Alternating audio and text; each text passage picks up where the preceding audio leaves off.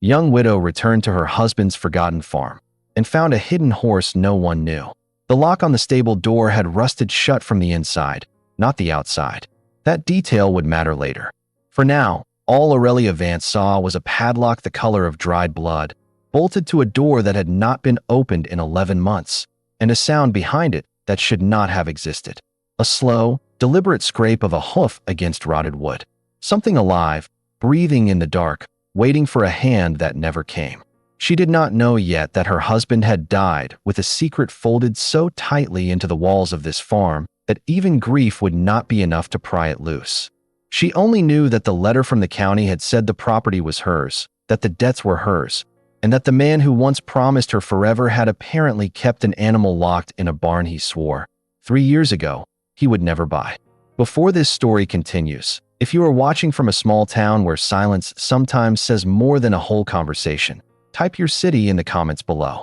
If you have ever inherited more grief than answers, press like and subscribe, because what Aurelia Vance finds beneath that stable floor will change the way you think about the man she buried. Now, let the story begin. The fog over the Willamette Hills that October did not lift so much as retreat, curling back from the fence line like something reluctant to leave. Aurelia stood at the end of the gravel drive with a single suitcase and a folder of legal documents pressed to her chest, looking at a house she had visited exactly 4 times in 6 years of marriage. Each time, Daniel had found a reason to leave before nightfall. She had never asked why. That, she was beginning to understand, had been her first mistake. The house itself was modest by the standards of the city she'd grown up in. A 2-story farmhouse with white paint gone the color of old teeth, a wraparound porch missing 2 of its rails, and gutters clogged with a season's worth of fir needles. Behind it, past a stretch of overgrown pasture, stood the barn, larger than the house, better maintained, if only barely. Its roof had been patched in places with fresh tin, bright and out of place against the weathered gray boards beneath it, as though someone had cared for this structure long after they had stopped caring for anything else. Aurelia had buried her husband in a cemetery 2 hours from here, in a suit she had chosen because it was the one he wore in their wedding photographs. She had shaken the hands of people she did not recognize, colleagues from the veterinary supply company where he worked 3 days a week, men who mentioned a farm in passing as though she should have known its name, its history, its weight. She had smiled and nodded and said nothing, because saying something would have meant admitting she did not know where her husband went the other 4 days of the week. The lawyer had called it an oversight. A property purchased under a limited partnership 2 years into their marriage, its existence buried in paperwork that never crossed her desk because Daniel handled, in his words, the boring parts.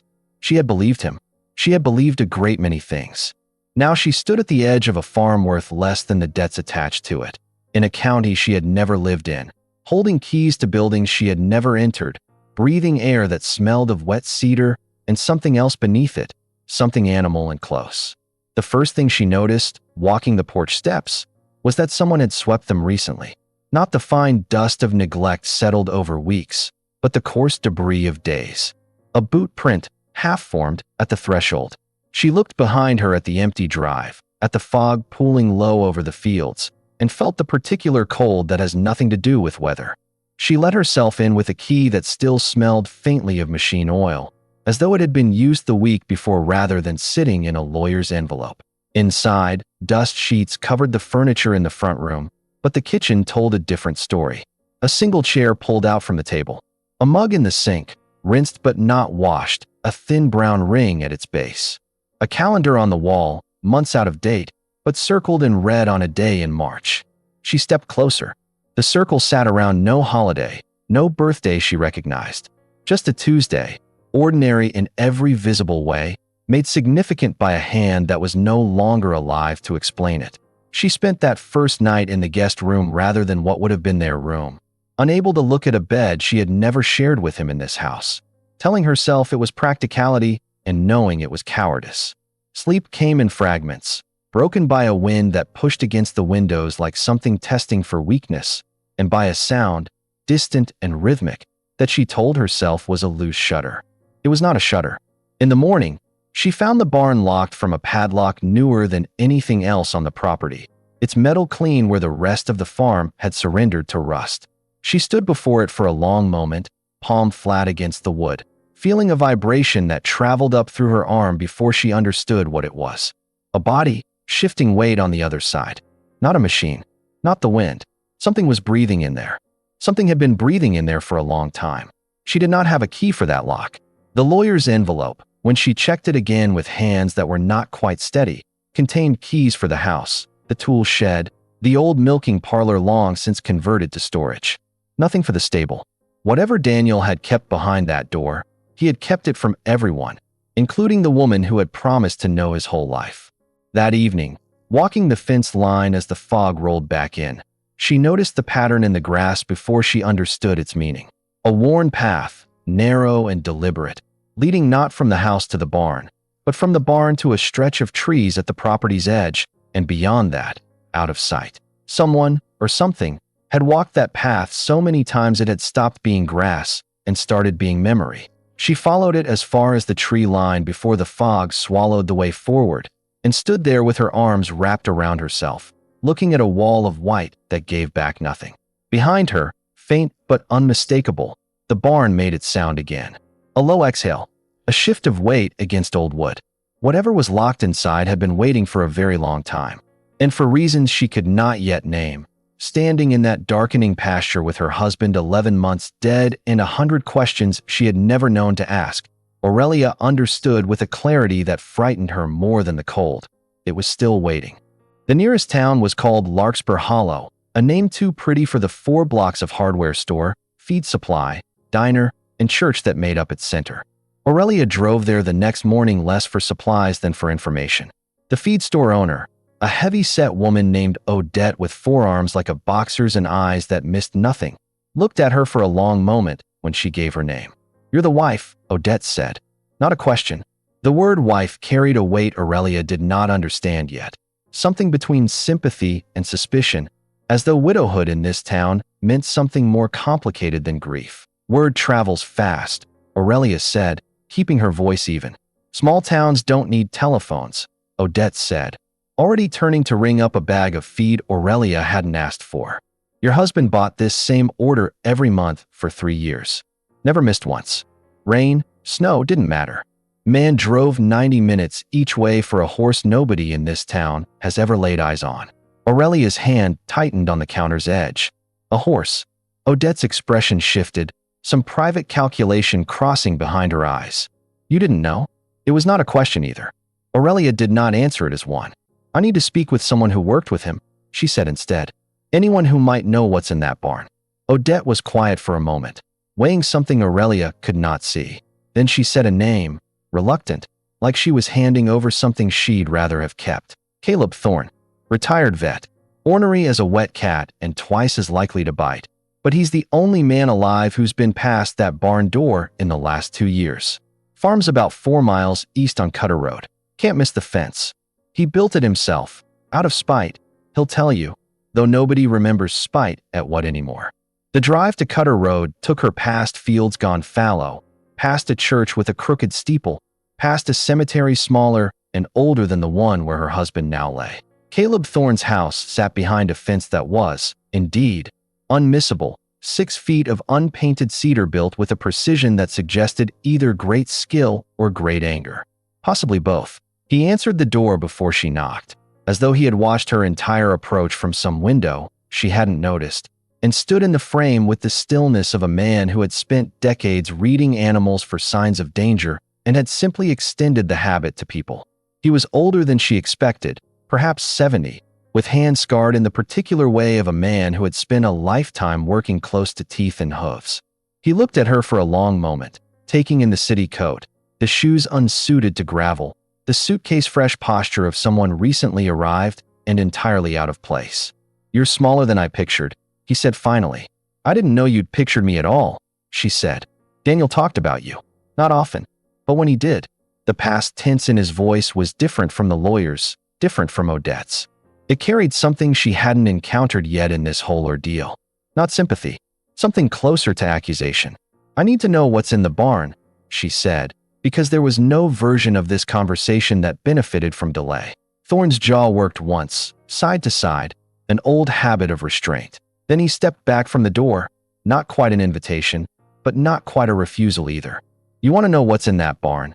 he said. "You'd best understand what you're asking.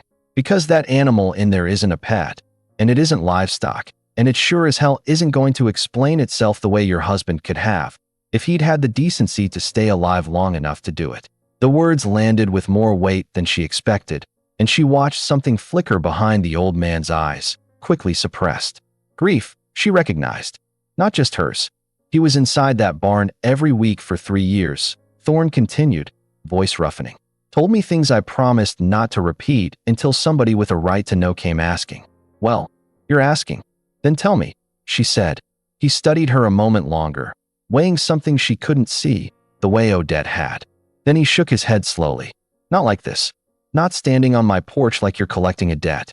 You want the truth about that horse, you're going to have to earn it the way he did. Go back to that barn. Find a way in. Meet the animal your husband died trying to fix. Then come back and ask me your questions, and I'll answer every one, because you'll finally understand enough to hear them." He shut the door before she could argue, leaving her on the porch with the wind picking up behind her and a name she hadn't asked for yet echoing in her mind. "The animal your husband died trying to fix. Not bought, not kept, fixed. As though the horse had been broken before Daniel ever found it. And whatever he'd spent 3 years doing behind that locked door had been an act of repair rather than possession."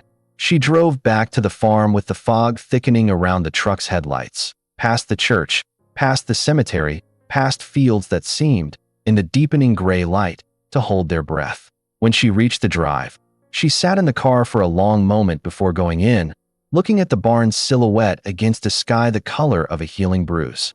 Somewhere behind that locked door, a hoof scraped once against old wood.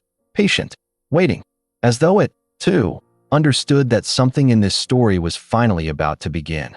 It took her 2 days to find a locksmith willing to drive out from the county seat. A thin, unhurried man who smelled of cigarettes and motor oil and studied the padlock a long moment before working it loose with tools that looked more like dental instruments than anything meant for metal. "Whatever's in there," he said, stepping back once the lock finally gave, releasing with a sound like a held breath let go. "Your husband didn't want it getting out. Might want to think on that before you open the door." She waited until his truck disappeared down the fog-thick drive before she allowed herself to approach the barn alone. The door groaned on hinges that had not moved in months, and the smell that rolled out to meet her was not what she expected. Not the ammonia stench of neglect, but something cleaner beneath the staleness.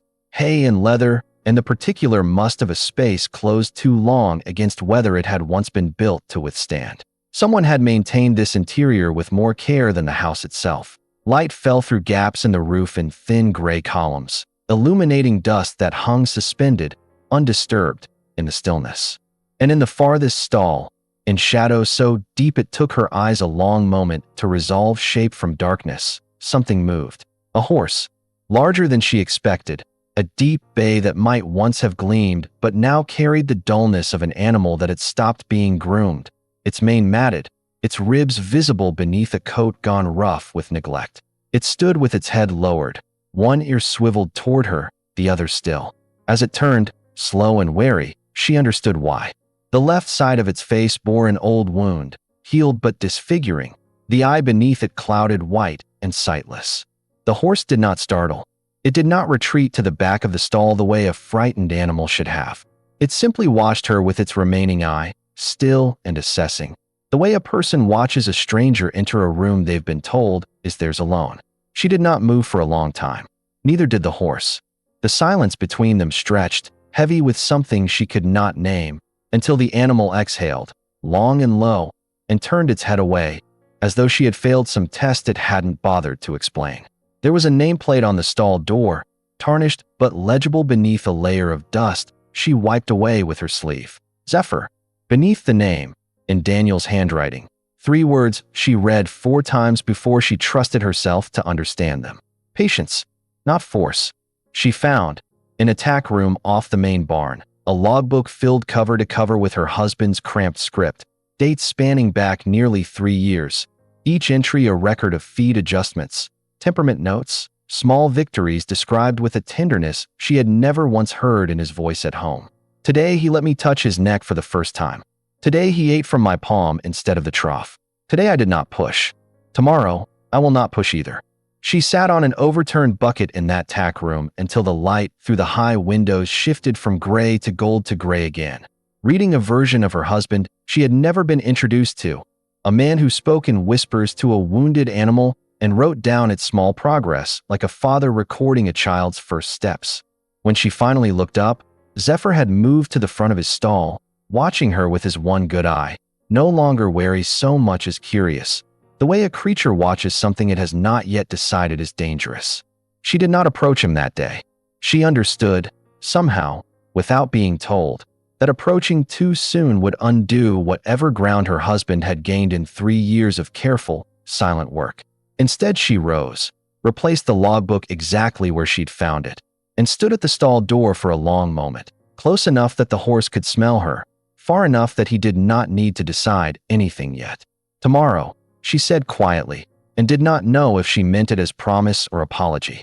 Behind her, in the tack room she had just left, she noticed for the first time a seam in the floorboards that did not match the grain of the wood around it. A rectangle, precise, deliberate, the kind of imperfection that exists only because someone made it exist.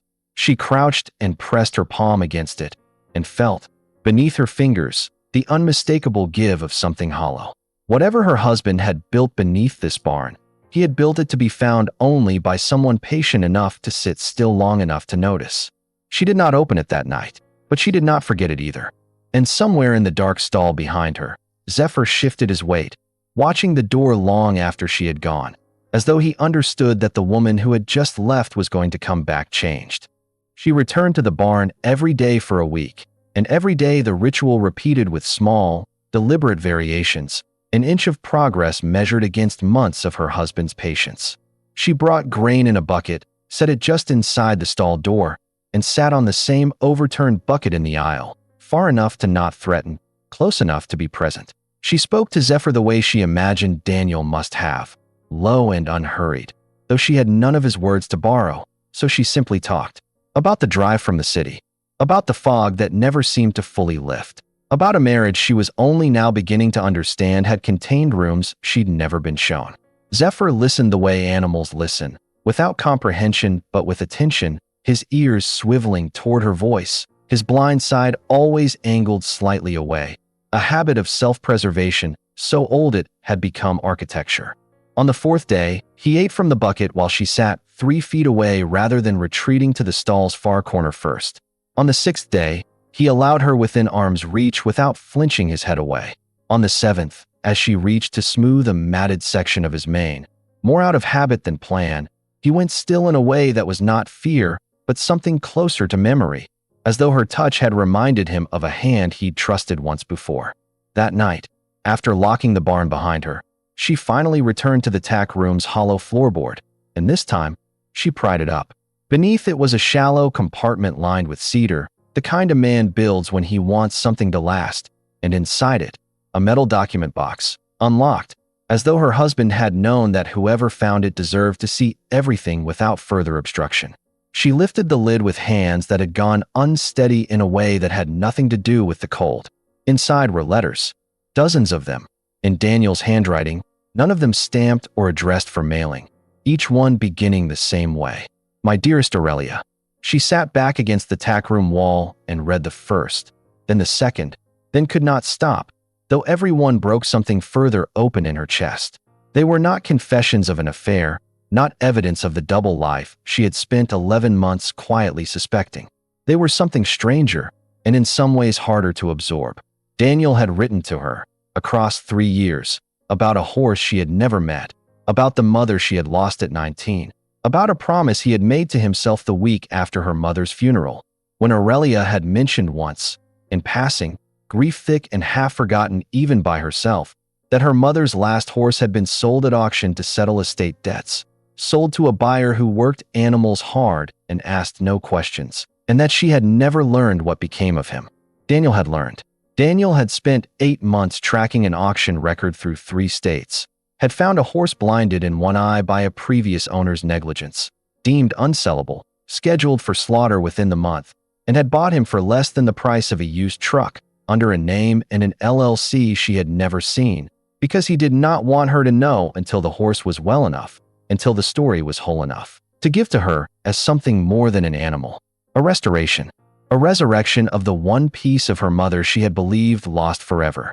Beneath the letters, in a manila folder gone soft at the corners, she found medical records, his own, not the horse's. Appointments at an oncology clinic 2 counties over, the first dated 4 years before his death, the most recent dated 6 weeks before it. Diagnoses in clinical language that took her 3 readings to fully absorb. He had known. For years, he had known, and had spent the borrowed time he had left driving 90 minutes each way in secret. Not toward some hidden lover, not toward some other life, but toward a barn where he sat with a wounded, blind horse and worked, patiently, silently, to give his wife back something she had believed gone forever. The last letter in the box was dated 3 days before his death, the handwriting looser than the others, the strokes of a hand that had grown tired in ways his letters, until then, had refused to admit. "He is not ready yet," the letter read. "I thought I would have more time to finish this. I thought I would be the one to lead him out of that stall and put the rope in your hands myself and tell you everything. The way I should have told you from the beginning. Instead of turning this into a secret I convinced myself was a gift. I was wrong to let the silence go on this long.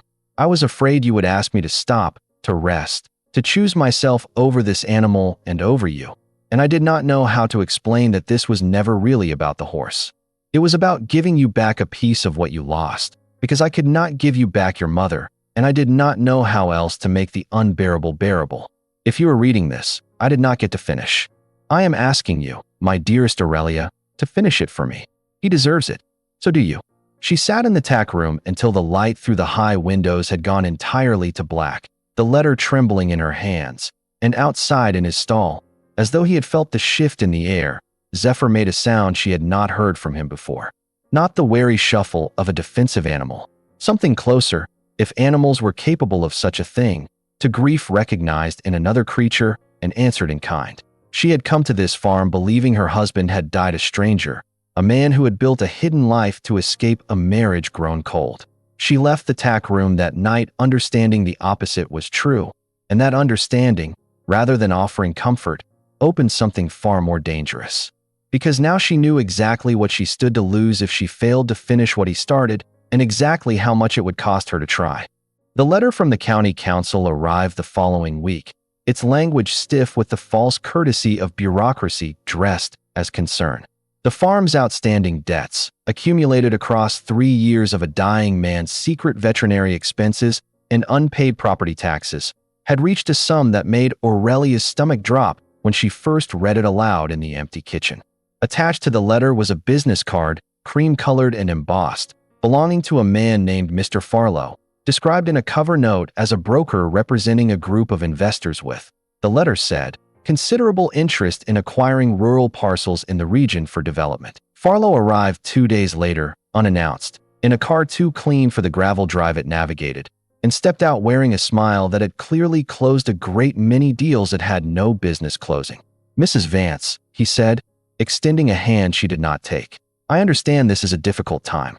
I wanted to offer, in person, out of respect for your husband's memory, a path forward that spares you the burden of debts that, frankly, no woman in your position should have to carry alone." She let him talk. She was learning, often the fastest way to understand exactly what a person wanted. Farlow's offer was generous on paper, enough to clear every debt attached to the property and leave her with a modest sum besides, enough to return to the city and resume a life that made sense, a life with furniture that matched and neighbors who did not know her husband's name attached to hospital appointment records. The only complication, he explained, glancing toward the barn with an expression that flickered, briefly, into something colder, was the animal.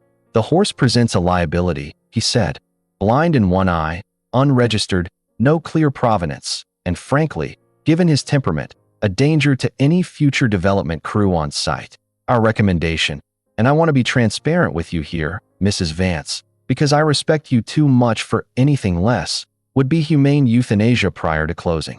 It simplifies the transaction considerably, and honestly, it would be a mercy. An animal like that has no real future."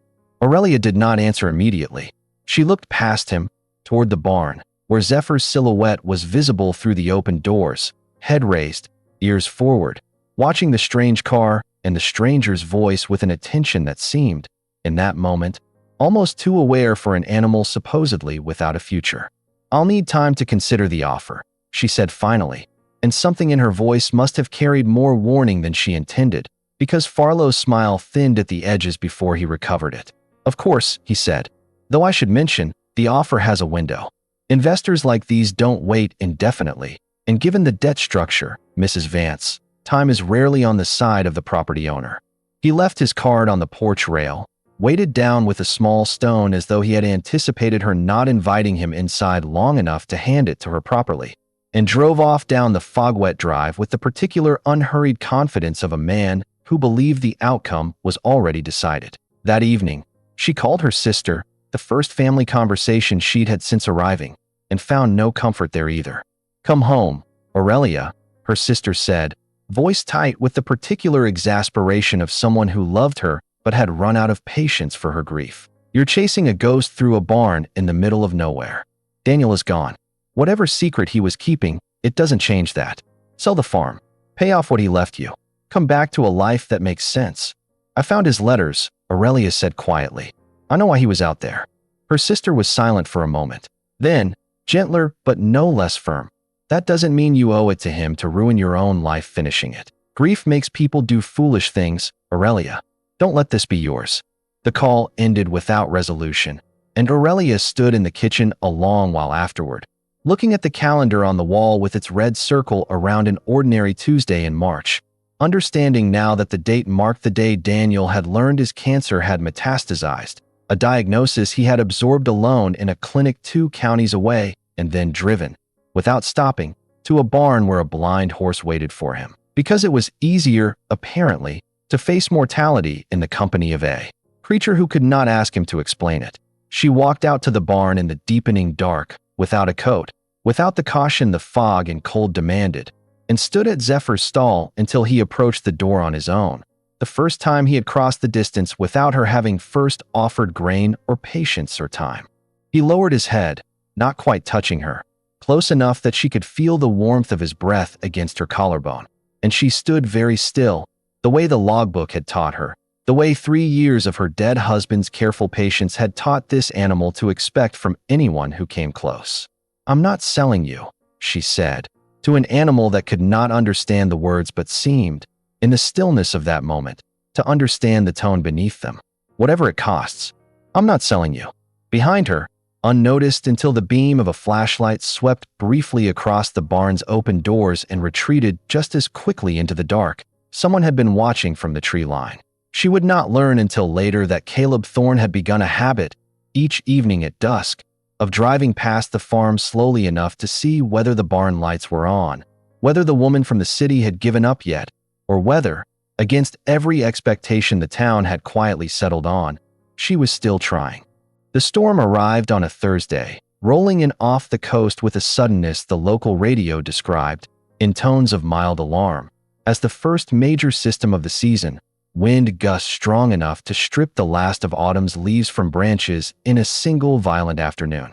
Aurelia had spent the morning reinforcing the barn's weaker seams with plywood scraps she'd found in the tool shed, working with hands blistered from a hammer she'd never held with purpose before, and by the time the first heavy rain began, she believed she had done enough. She had not accounted for what the storm's pressure would do to an animal already carrying old trauma in his body.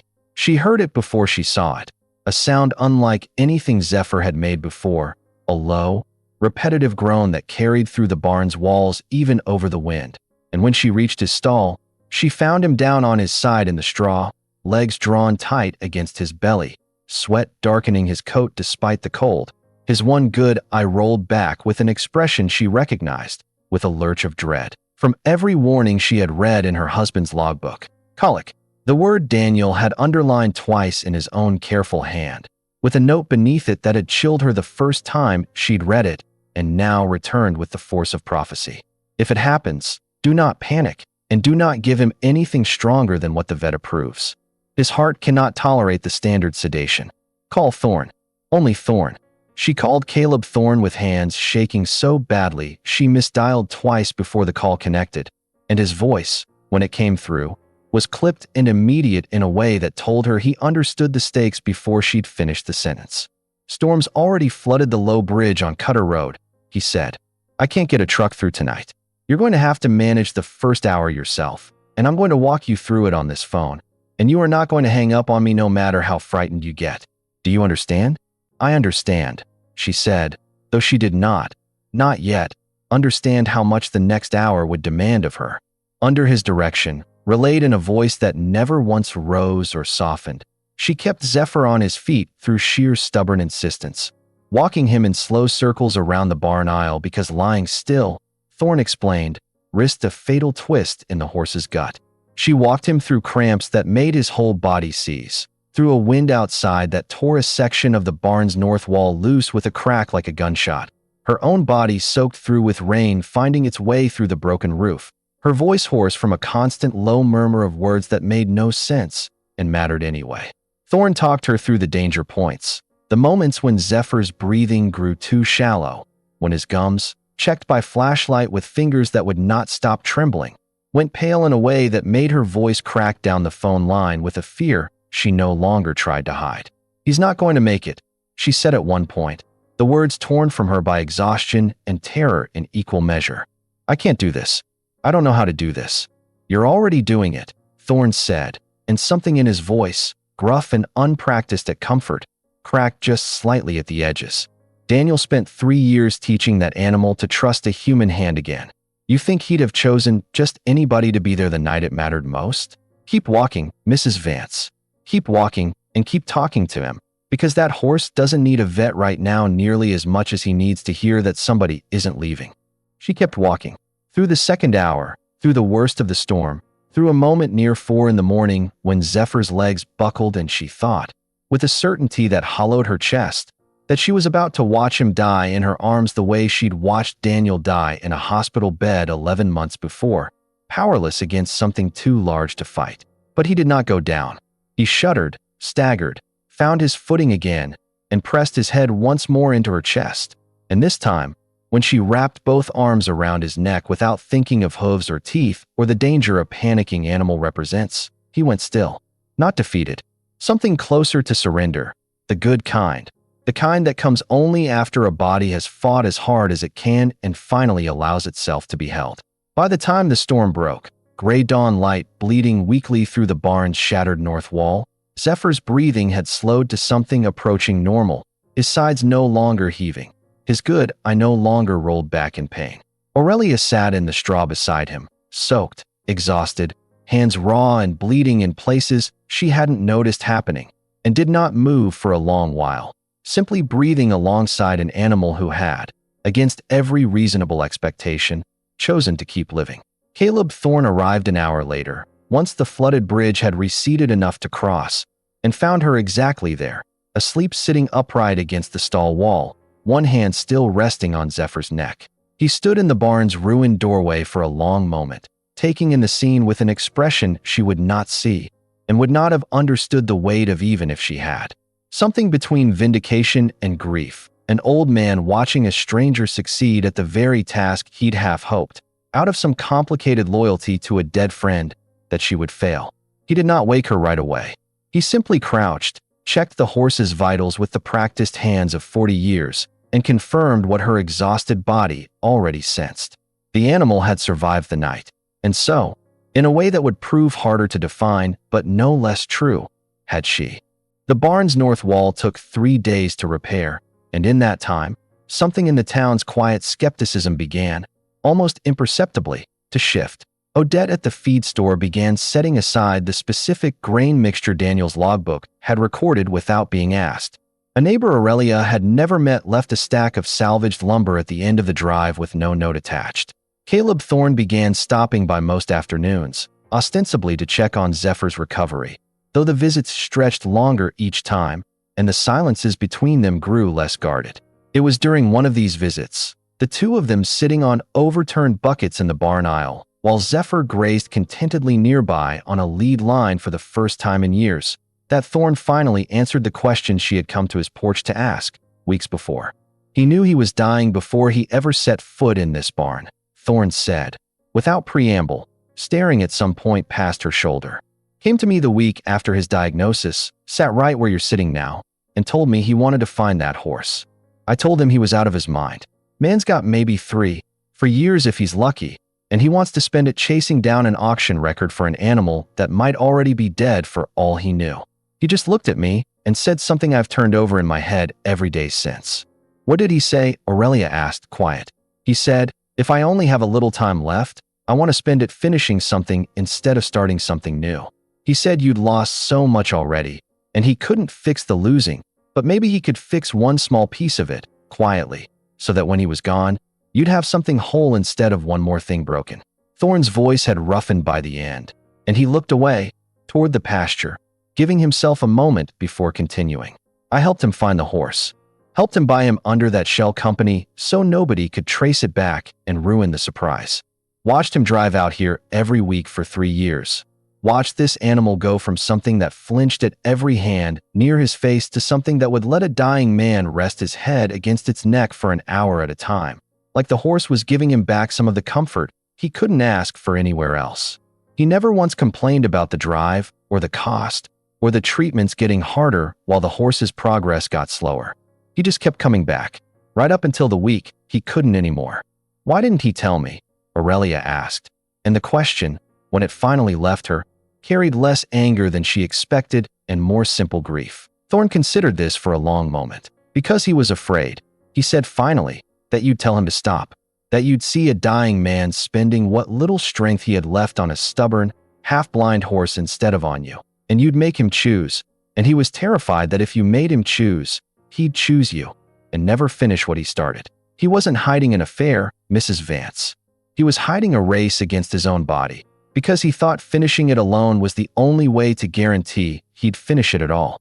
Aurelia sat with this in silence, watching Zephyr graze a few feet away, his blind side turned instinctively toward the barn, his good eye occasionally flicking toward her as though checking, still, that she remained. That doesn't make the silence hurt less, she said finally. No, Thorne agreed. It probably doesn't. But there's a difference between a man who lies to protect himself and a man who lies because he's terrified of losing the last thing he's trying to give you. I don't imagine that makes forgiving him simple, but I hope it makes it possible. He rose, joints protesting audibly, and paused at the barn door before leaving. For what it's worth, he said, I didn't think you'd last 2 weeks out here. Told Odette as much. First day she mentioned you'd come back. I was wrong. Man could have done worse, picking somebody stubborn enough to finish what he started. He left before she could respond, and she sat a long while longer in the barn aisle, Zephyr's steady grazing the only sound beneath the wind, understanding for the first time that the version of her marriage she had grieved for 11 months, a marriage built on silence and distance, and a husband slowly becoming a stranger, had never been the true one. The true one had been built on an act of devotion so quiet, so entirely without need for acknowledgement, that it had taken his death and a blind horse's slow recovery to finally bring it into the light. That night, for the first time since the funeral, she wept.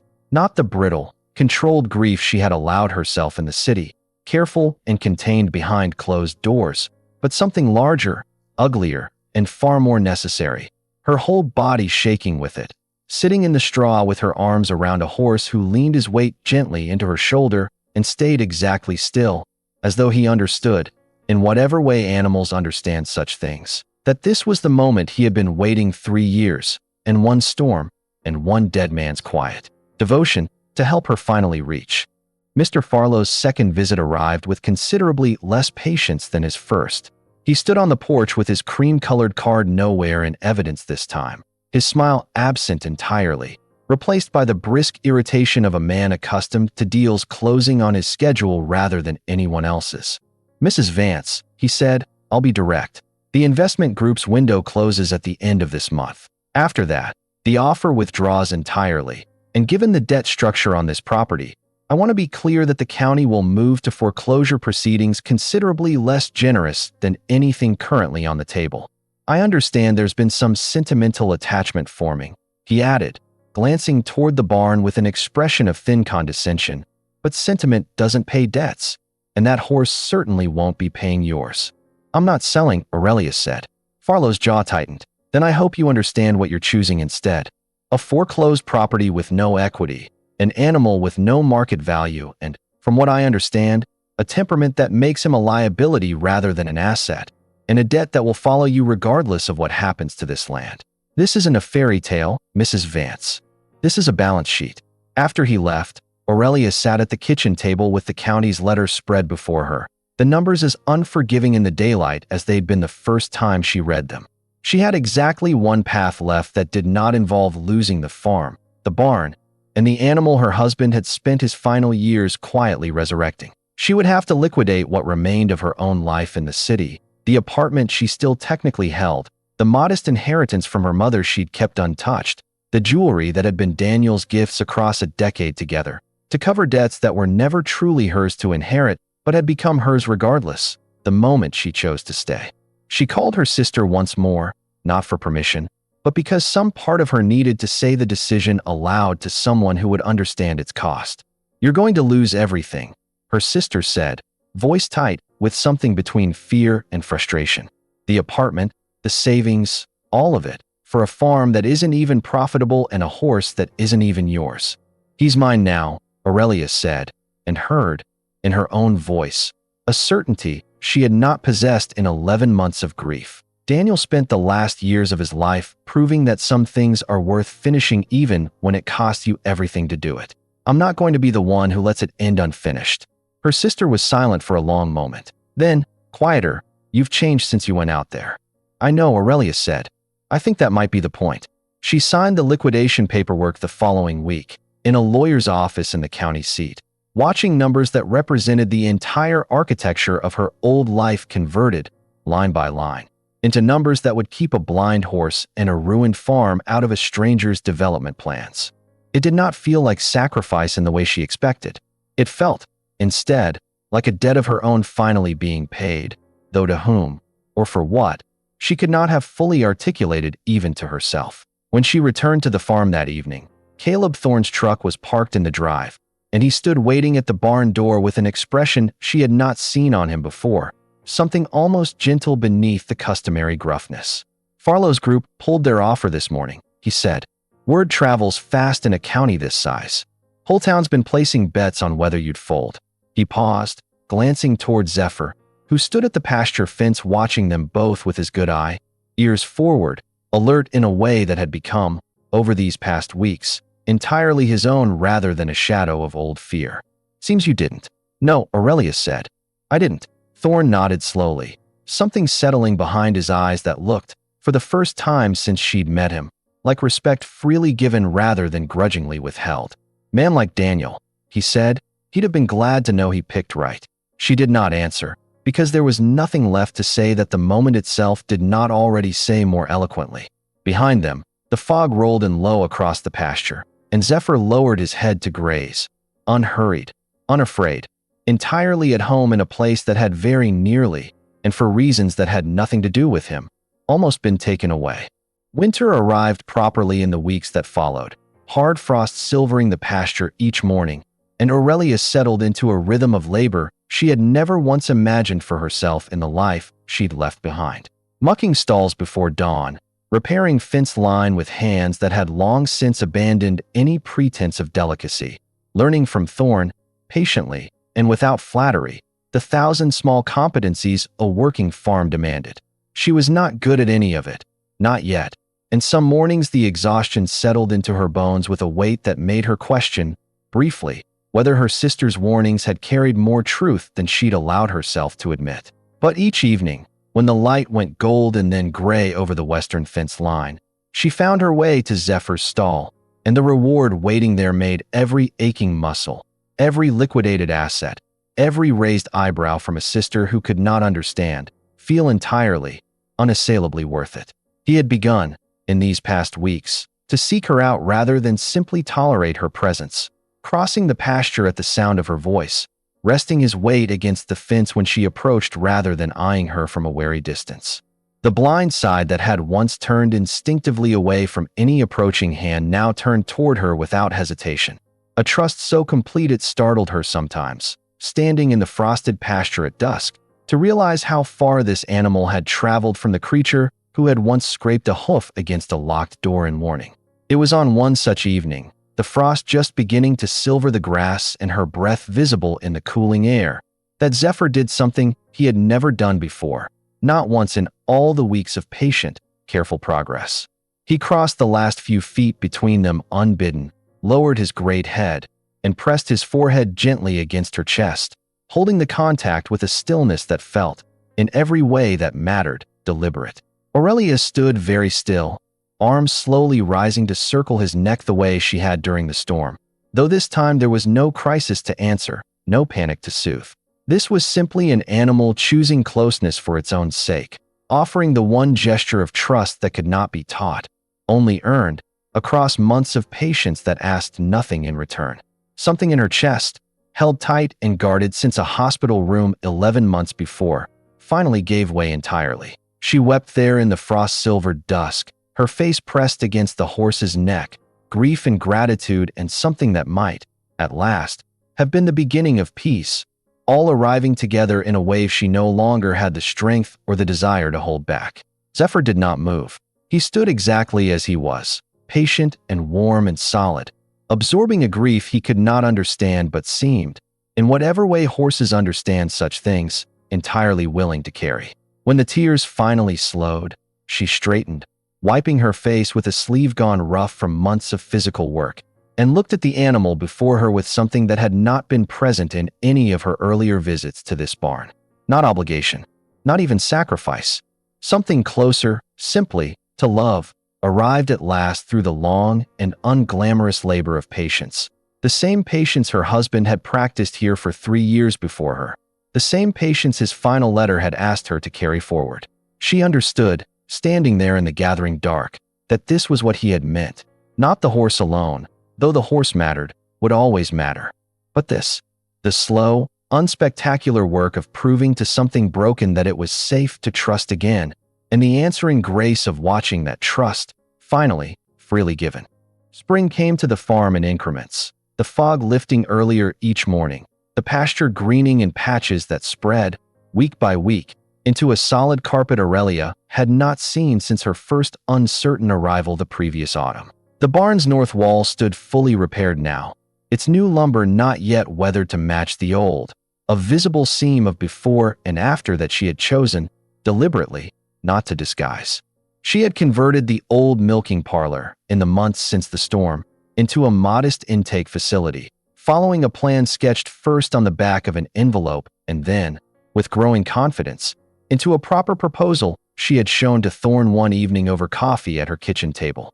A sanctuary, not a hobby farm, for animals the market considered unsellable, the injured, the aged, the blind, the difficult, given a place to be something other than a liability awaiting disposal. Thorne had read the proposal in silence, twice, before looking up at her with an expression she had learned, by now, to recognize as his version of genuine surprise. "This is a real operation," he said. "Not just you and one horse anymore." "That's the idea," she said. "If you're willing to consult." Officially, this time, instead of just taking pity calls in the middle of a storm.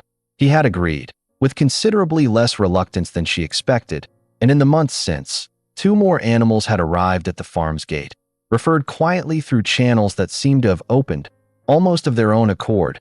Once word spread through the county that the widow at the old Vance place wasn't selling and wasn't going anywhere. An aged mare no longer able to work, surrendered rather than put down by an owner who could not otherwise afford her care. A gelding with a shattered leg healed poorly, considered too great a liability for any working farm to keep.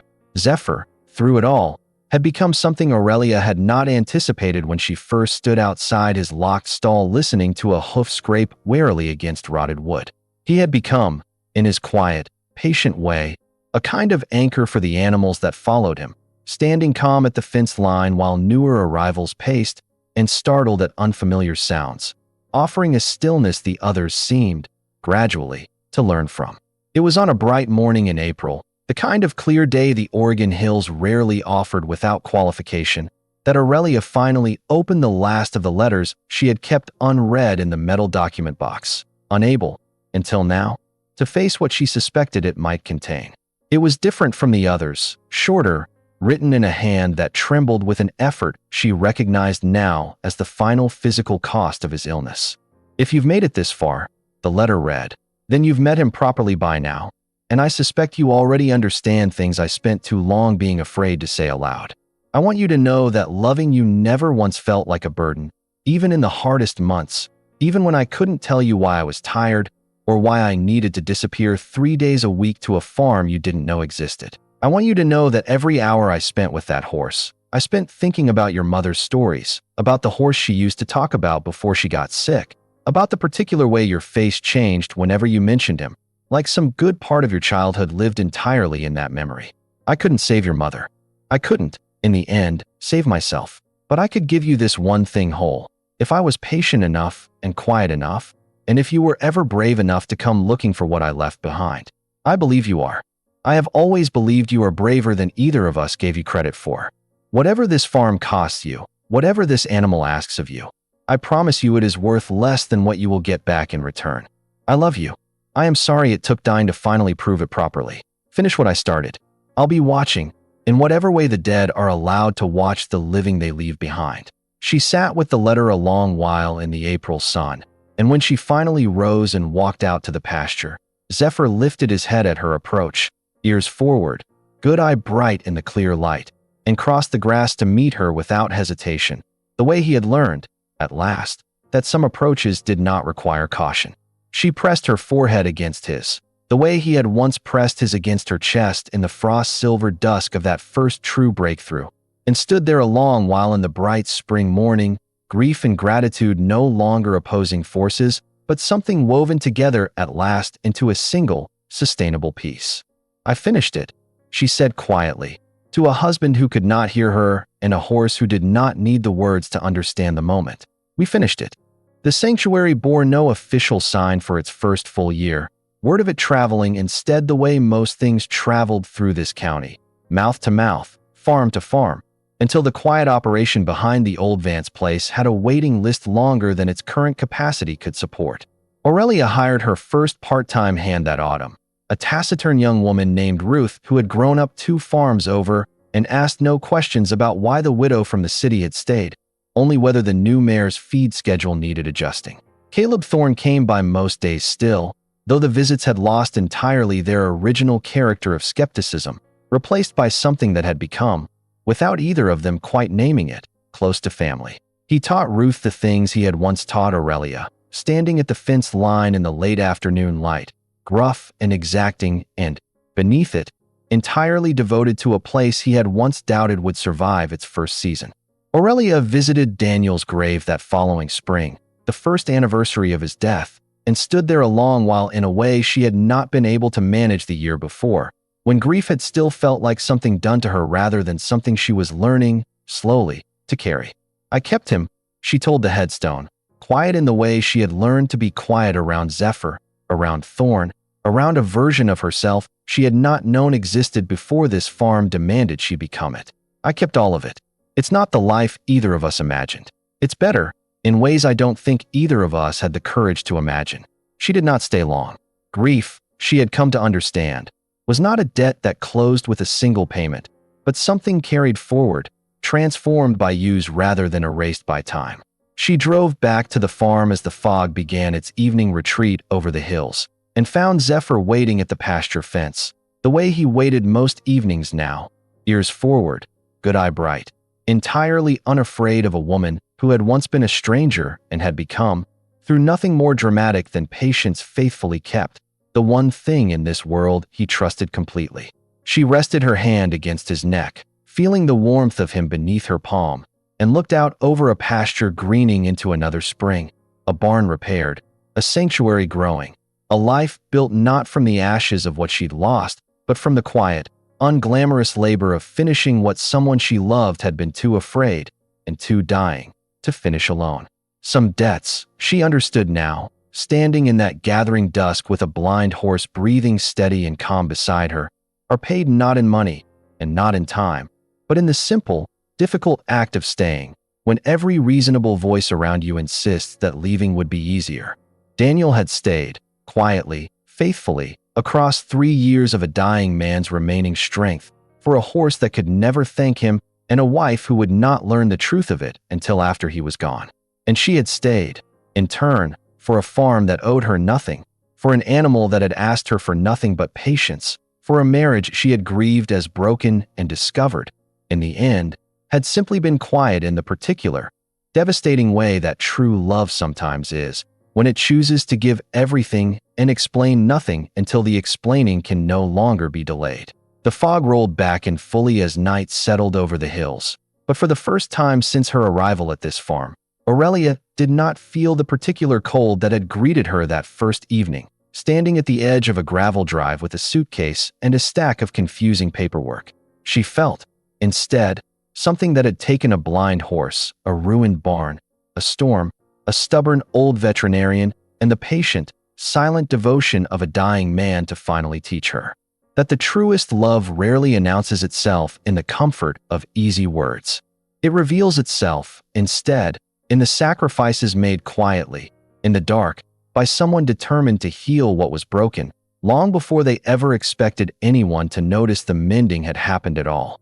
If this story moved you the way it moved us to tell it, let us know where you're watching from, and stay close, because the next story is already waiting in the fog.